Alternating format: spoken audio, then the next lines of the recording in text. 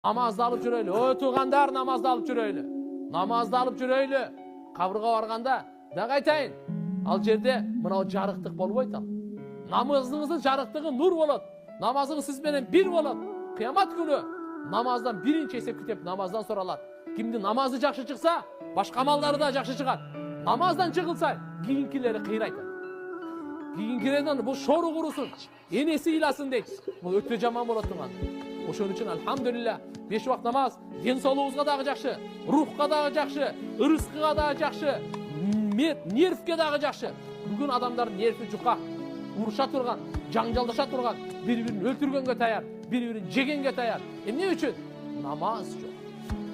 Намазды шашылбай окусак, ошо олуттуу шашылбай окусак, өзүн кармай турган болот эле. Ошон үчүн туугандар, келиңиздер 5 вакыт намазды биз таштабайлы. Учур келет, намаз бизди таштабайт.